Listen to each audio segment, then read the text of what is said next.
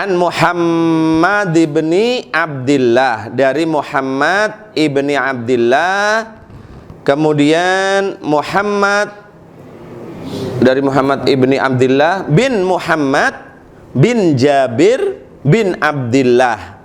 Jadi hadis yang keempat ini dari Muhammad bin Abdillah bin Muhammad bin Jabir bin Abdillah. Berarti empat apa?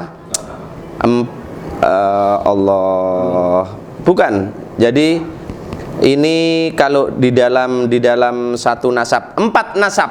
Nah, empat nasab ya. Dari Muhammad bin Abdillah, ayahnya ini namanya Abdillah, bin Muhammad, kakeknya namanya Muhammad, bin Jabir, buyutnya namanya Jabir, bin Abdillah. Apa habis buyut itu? Cangganya namanya Abdillah. An abihi, dari ayahnya. An jaddihi, dari kakeknya, ya. Dari ayahnya, dari kakeknya. Radhiyallahu anhu qala, semoga Allah meridhai beliau Muhammad bin Abdillah berkata, Ja'a, telah datang, rajulun, seorang laki-laki, ila Rasulillah, kepada Rasulullah sallallahu alaihi wa alihi wasallam. Faqala, maka laki-laki tadi berkata, Wadnubah, wadnubah, wadnubah itu, ya Rasulullah, dosaku sangat besar. Itu maksudnya. Wadnubah, alangkah besarnya dosaku, alangkah besarnya dosaku. Faqala hadzal qaul marratain au thalathan. Dikatakan, maka laki-laki itu mengucapkan kata-kata tadi, ya Rasulullah, dosaku amat besar, dosaku amat besar. Dikatakan sebanyak 2 kali atau 3 kali. Ya. Jadi kalau seperti ini berarti perawi hadis ini tidak yakin betul apakah mengucapkannya itu 2 kali atau 3 kali. Nah, tapi yang jelas tidak diucapkan 1 kali. Berarti si laki-laki tadi yang datang kepada Rasulullah betul-betul dalam keadaan merasa dosanya sangat besar. Sampai-sampai di hadapan Rasulullah, wadnubah, wadnubah, ya Rasulullah, dosa hamba sangat besar, dosa hamba sangat besar. Maka kemudian faqala lahu Rasulullah sallallahu alaihi wa alihi wasallam. Maka kemudian baginda Rasulullah sallallahu alaihi wasallam berkata, bersabda, kul, wahai fulan, wahai laki-laki, katakan, Allahumma, ya Allah, maghfiratuka, ampunanmu, awsa'u min dunubi, lebih luas dari dosa-dosaku. Kul, katakan, kata Rasulullah kepada laki-laki tadi, Allahumma maghfiratuka awsa'u min dunubi, ya Allah, ampunanmu sesungguhnya lebih luas dibandingkan dengan dosa-dosaku. Wa rahmatuka arja indi min amali, wa rahmatuka, dan kasih sayangmu ya Allah, arja indi, lebih aku harapkan, min amali, dibandingkan dengan amal-amalku atau perbuatan-perbuatanku. Faqala laha, maka laki-laki tadi menirukan apa yang diucapkan oleh Rasulullah tadi. Summa qala, kemudian Rasulullah bersabda lagi, ulangi.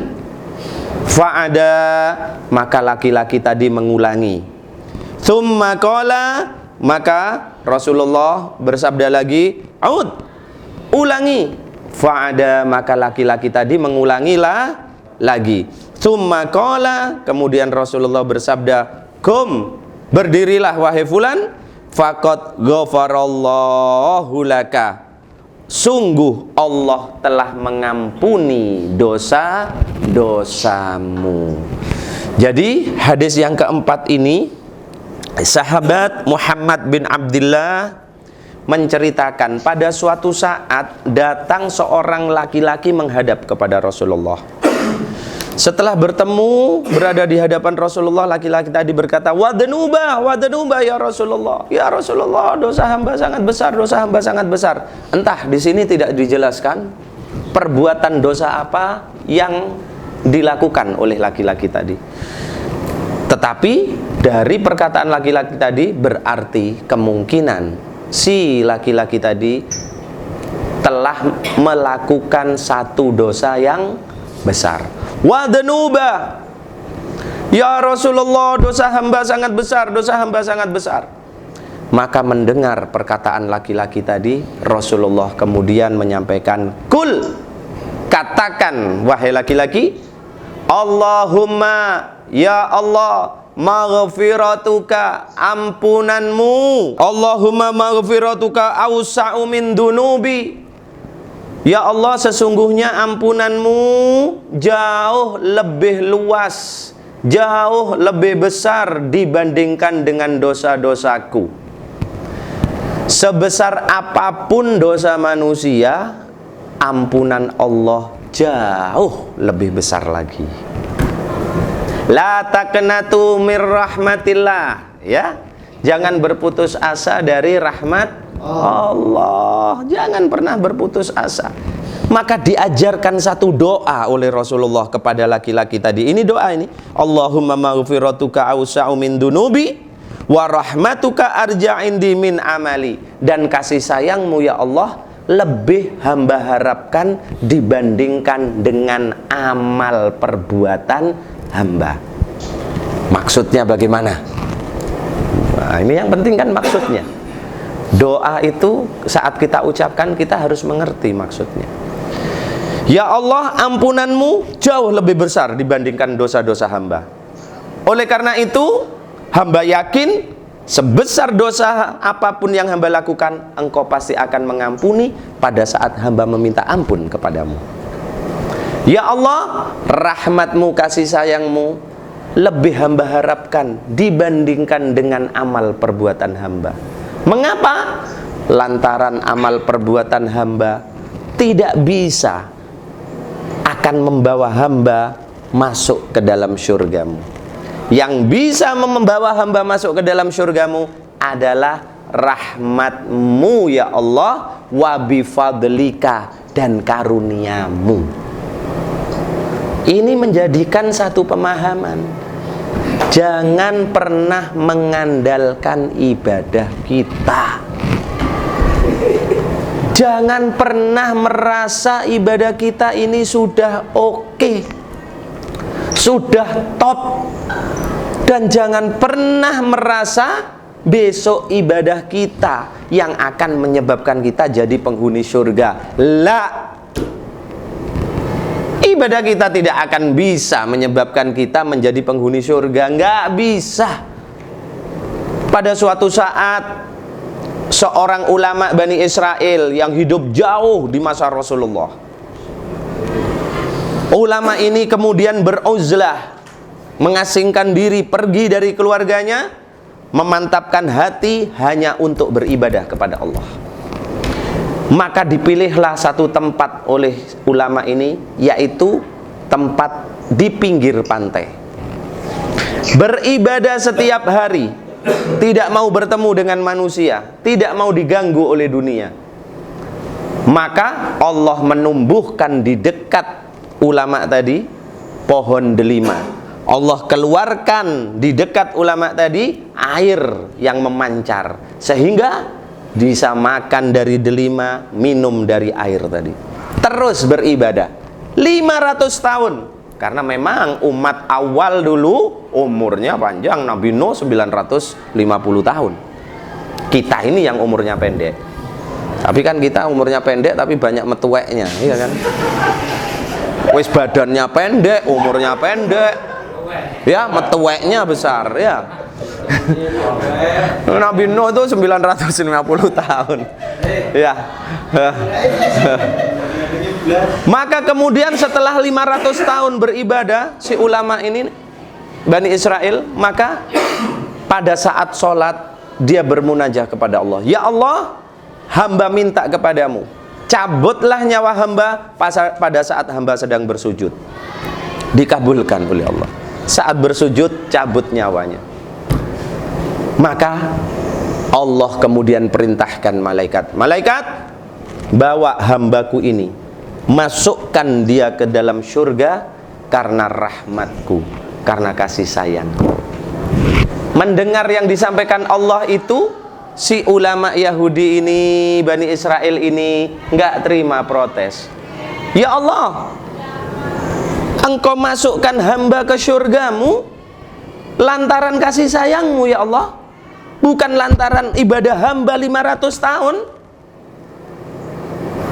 Maka kata Allah apa?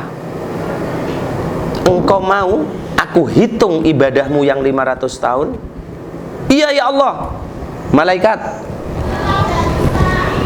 kembalikan hambaku ini, hitung ibadahnya selama 500 tahun, kemudian bandingkan malaikat dengan nikmat 2 mata yang sudah aku berikan kepada dirinya, timbang mana yang lebih berat.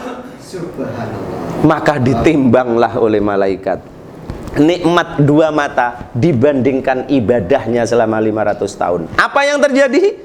Ternyata ibadahnya mau engkau masukkan ke surga ya Allah lantaran rahmatmu, rahmatmu, kasih sayangmu, bukan lantaran ibadah hamba.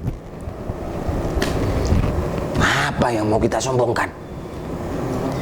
Kita sholat aja baru baca Fatihah udah pikiran kemana-mana. Iya kan?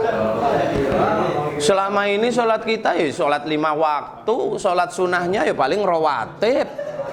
Iya kan? Gitu mau sombong tak mesetak.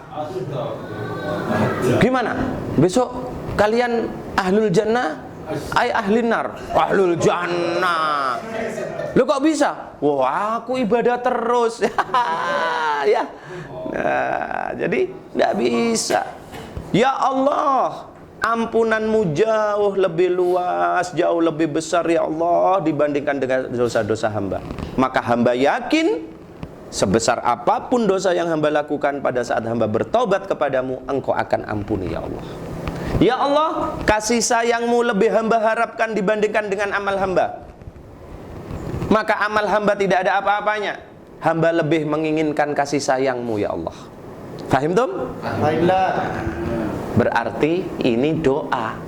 Kalau begitu ya kita juga mulai baca Allahumma, ya, Allahumma maghfiratuka awsa'u min dunubi wa rahmatuka arja indim anmili wa rahmatuka arja indi min amali.